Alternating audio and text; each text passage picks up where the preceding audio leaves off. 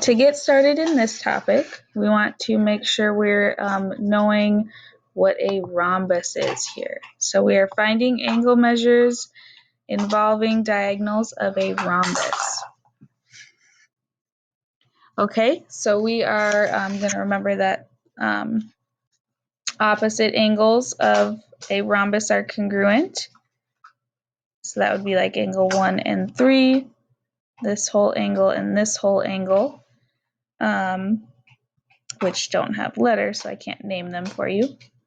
And then it's also good to know that the angles are bisected of a rhombus. So if there is a diagonal drawn in, the two angles created by that diagonal are congruent. So 32 and 4 would be congruent, angle 2 and the angle that's not labeled would be congruent with each other. Okay? So, filling in this missing information, I would maybe start out with angle 4, because I know angle 4 and angle 32 are congruent. And the congruent ones are always the easier ones to identify. And then we're going to try to take a look at angle 2. So what do you guys think the relationship between 32 and angle 2 are? Well, hopefully you remember that all sides of a rhombus are congruent, therefore creating an isosceles triangle. So 32 is also going to be the measure of angle 2.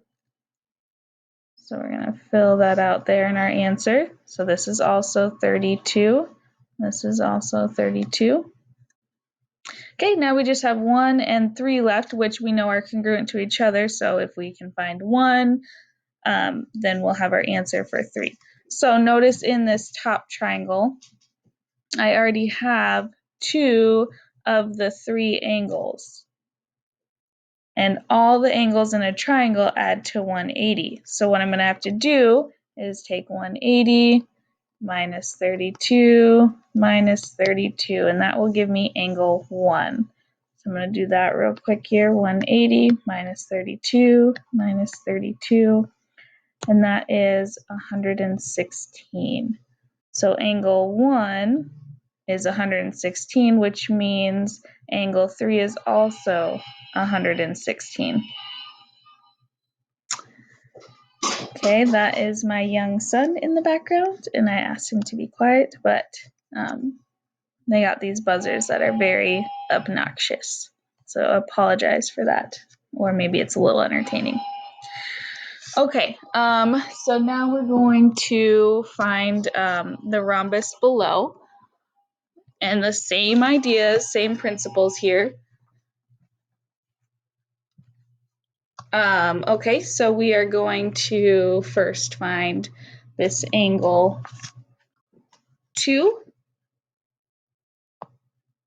because I know it's congruent to this angle 47, and then that will also be that angle 1 here. So all of these angles are 47 to start off with. So 1 and 2 are 47.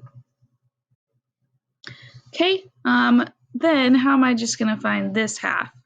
Well, there's a couple ways, but the way that I see it easiest is that in a rhombus, the diagonals create a perpendicular, which is 90 degrees. And so I'm going to draw on that 90 number. And I know 2 of the 3 angles, so I can use my sum of a triangle is 180 theorem. So 180 minus 90 minus 47. I'm going to type that in to my calculator. Minus 47, 43. Okay, so that angle 4 right there is 43, which means this angle is 43, this angle is 43, and this angle is 43. So in a rhombus, if you're looking at the little angles, meaning the angles that are bisected by the diagonals, there's only going to be two different numbers. So they're either 47 or 43. And the opposites are going to be the ones that are the same. Okay, so a lot of repeat answers here for these rhombus problems. So if you don't get repeat answers, you may want to double check your work. Okay, and that is the topic, finding angle measures involving diagonals of a rhombus.